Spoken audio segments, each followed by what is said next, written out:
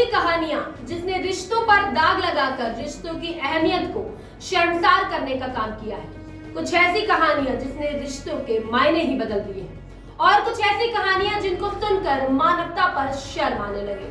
और कुछ ऐसी घटनाएं घटित होती हैं हमारे ही देश में जिसे सुनकर हमें कुछ ऐसे ही एहसास की अनुभूति होती है। नमस्कार, मैं प्रियांशी G24 के स्टूडियो से आप सभी का स्वागत करती हूँ और सुनाती हूँ एक ऐसी पत्नी की कहानी जिसने अपने ही पति की हत्या करवा दी। जहाँ हमारे भारतीय सभ्यताओं में हमने पढ़ा है कि सावित्री ने अपने पति सत्यवान की जान यमराज से छीनकर वापस हासिल कर ली थी, लेकिन आज के युग में पत्नियां अपने ही पतियों को मौत के घाट उतार रही हैं। कानपुर में एक पत्नी ने अपने प्रेमी के चक्कर में अपने पति की हत्या करा दी।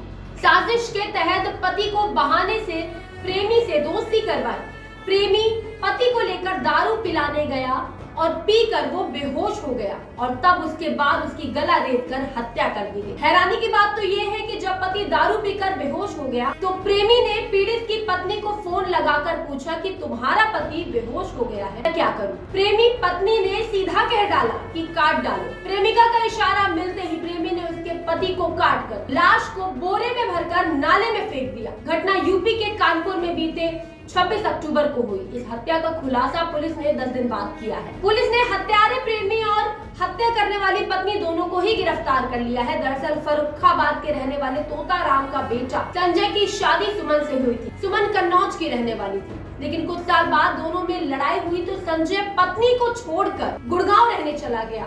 इधर पत्नी अपने बच्चों को लेकर कानपुर में ही रहने लगी, जिस दौरान उसका एक फैक्ट्री में काम करने वाले राजेश से जिस्मानी संबंध हो गया। इस दौरान पत्नी और पति में समझौता भी हो गया तो इसने संजय को रहने के लिए गुड़गांव से कानपुर वापस बुला लिया। संजय कानपुर आ तो गया, लेकिन सुमन को अपने प्रेमी राजेश के साथ ही रहना अच्छा लग रहा था, इसलिए उसने सोचा कि किसी तरह संजय को रास्ते से हटा दे तो उनका काम आसान हो जाए। 20 सितंबर को आरोपी दारू पिलाने संजय को अपने घर लेकर गया, जहां राजेश ने उसे ऐसी दारू पिलाई कि वो बेहोश हो गया। राजेश ने संजय की हत्या की और बॉडी को बोरे में भरकर फेंक दिया। संजय ने अचानक गायब हो जाने पर संजय के पिता तोताराम ने पुलिस में खबर दी।